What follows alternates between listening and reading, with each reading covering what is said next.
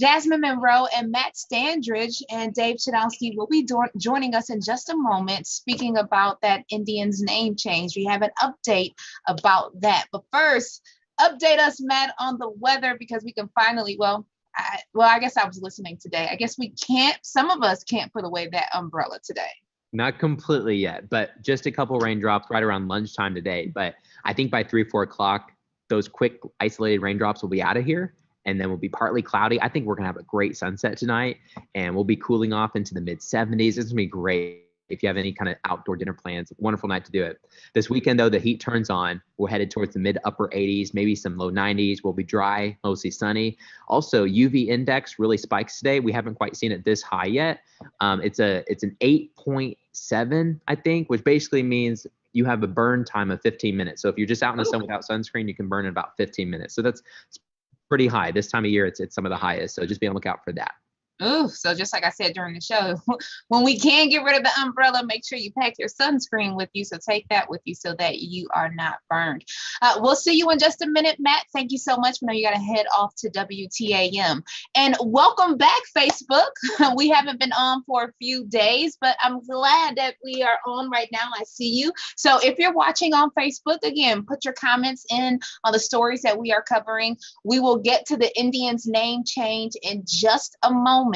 But we do want to first start with a story that's topping headlines. Many of you are interacting with, and it's out of Hudson, and really something, gaining national attention for a memorial observation that happened there, Jasmine. She's on the story this morning.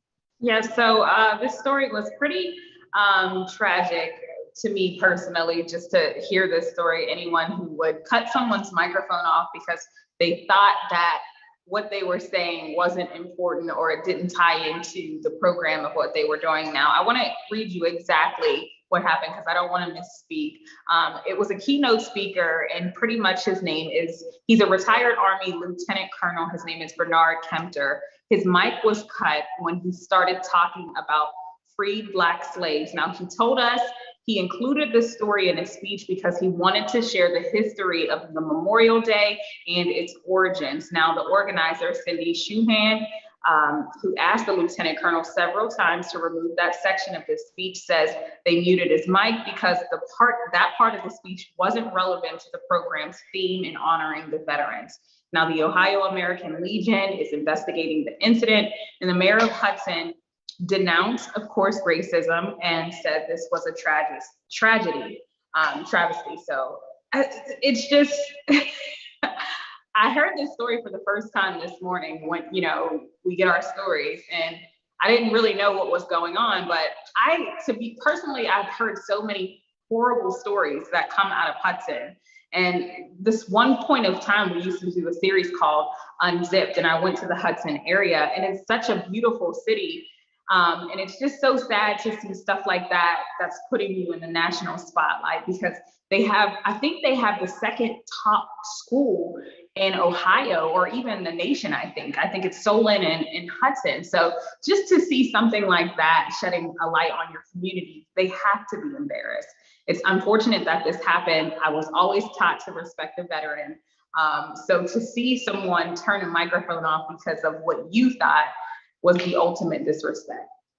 Yeah, and just like you said, Hudson had been in the news recently, and that was one of the reasons why the organizer said that she wanted to cut the portion out of the speech, because he was talking about freed slaves and a lot of racial tension there. And so she said that she wanted it to focus, as you said, Jasmine, on Hudson veterans. But we do have that full speech. Yeah, Bernard, the retired colonel, he actually sent that over to us. So we have it on WKYC.com right now. It's a 4-page speech, and pretty much the portion, I can read a portion of it to you. It says, more importantly than whether Charleston's Decoration Day was the first, is the attention Charleston's Black community paid to the nearly 260 Union troops who died at the site. So it basically starts talking about how those people carried on Memorial Day and those celebrations, and really honoring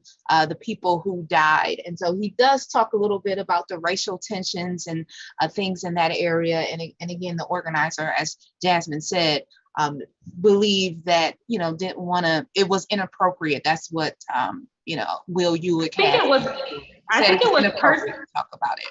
a personal time to, he was trying to teach. I know that there were things going on in Hudson, and I feel like people took it the wrong way, more so instead of stirring the pot. I don't think he was stirring the pot personally at all. I think he was trying to inform the public of how racism and slaves come into play when it comes to veterans. And this is important. Like, our history is not pretty. You could mute a mic if you want to, but it doesn't erase what happened in our past. And the longer we keep trying to mute mics and not talk about it and not teach it in school, we're doomed to repeat it. And that's the truth. And if I can jump in too, because every year, so my grandpa was in World War II. Then, I don't know if people know this, like, he was mayor of Parma Heights for almost 50 years. And every Memorial Day, he gave a speech, and the speech would go on way too long. I mean, like, I remember being there as a kid, like. You can say that because you're his granddaughter. I know, right? I mean, like, when we were sitting there as kids waiting to go eat, like, a picnic, and it was always his birthday cake, we're like, Grandpa's talking about the war again. But he would talk about, I mean, when you listen to these veterans talk, especially on Memorial Day, which is when they're talking about their friends who died in battle, or the army, the military that came before them and gave their lives in battle. I mean, my grandpa would talk forever about not just World War II. He'd go back to the Civil War, and it would always end with him in tears. And he would just get so emotional about who gave what aspect of their lives to get to where we are today. So when I heard about this story in Hudson, it immediately made me think of my own grandfather, who poured so much heart and soul into every speech that was long. I mean, like, written out, well thought out. He would tell a story, which is what this man was trying to do, tell a story about why we should be grateful about all of these troops, and I mean, no matter what color, no matter whether they were enlisted, freed slaves, whether they were, I mean, he always talked about how my grandma was actually on the front lines because she had to take care of everything at home while he was out fighting a war. I mean, the respect, it's the respect aspect that I took personally when I heard about this story is this man had a story to tell. It's not up to some other person to decide what part of the story gets told, especially on Memorial Day. That was what I personally, that's what made my jaw drop about that one. Yeah, and you see him, and he's like, Mike, is it on? And he just thought that it was a glitch, but it was to find out it was intentional. I can only imagine, like you said, it was a 4-page speech that he poured his heart into, and then to have a portion of it cut because they didn't want it to address the aspect of freed slaves helping in one of the initial Memorial Days. And such a missed moment.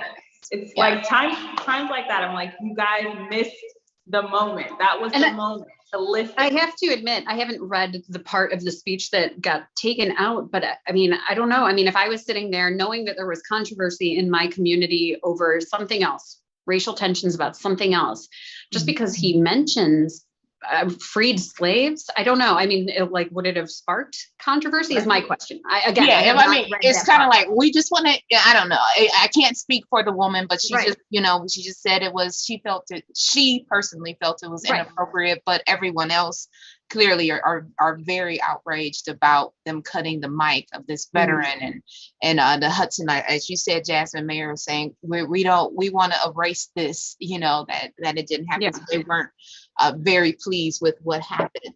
And also, speaking of offense, now I see a number of you commenting about the name change, and that's because the name Indians for our Cleveland baseball team is offensive to Native Americans. And so we know we've been covering this story for pretty much a while now about them changing the name. So we're asking, what do you guys think? And Dave, boy, they said they were going to come out sooner with the name change, but now it's looking like it's getting pushed to 2023. Well, the organization, the Indians, they announced that they were going to make the name change back in December. We knew that 2021 right? That they were going to still remain the Indians, which is now obviously. And we're told that the name change then we thought was going to be 2022. Mm-hmm. Now it could be 2023, right?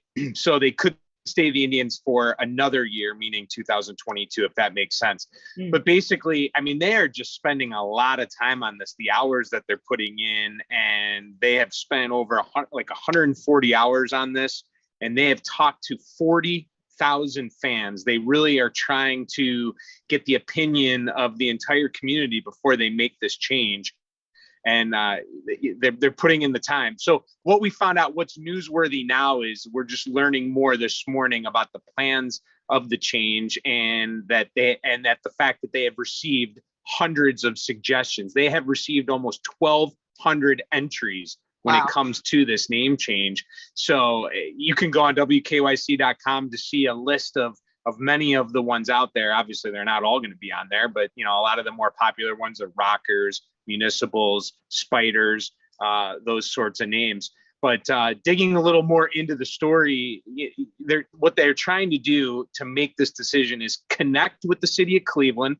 They want to preserve the town's rich baseball history, and they want to unite the community. So those are the three aspects that they want to do before they make this decision. And they are doing it through 6 steps. All right. Listen and learn, announce, research, ideate, create, revise and finalize, and then unveil. So the big question is, when will they unveil? We're just learning more about the timeline now, and that it might not be as soon as we thought, but it is going to happen. So what are they, Dave, what are they referring to them as? Are they still saying Indians right now? Yeah, they're still the name. They're still the Cleveland Indians, or the tribe. And that won't change until they finally make, the name change. I think what's interesting too, and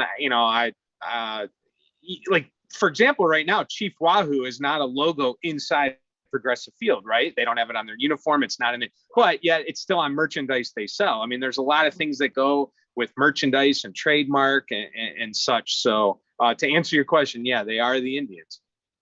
Yeah.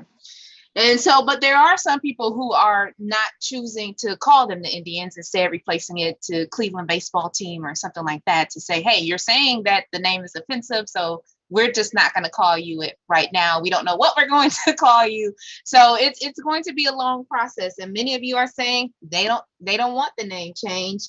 Others, like Eric Lewis, Cleveland Tribe and things like that. So Shayla has a funny one. She says, call it Shayla Cleveland. I don't think that one's going to pass, my friend. But thanks for joining us.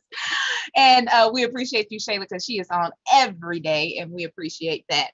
And so we also want to say thank you for watching us this week on The Go. We will start again Monday morning, starting at 4:30 a.m. Have a great weekend. Matt is tracking some lovely hot weather. Mo loves it. So we appreciate all of you. Have a great weekend, everybody. See you Monday morning. Bye.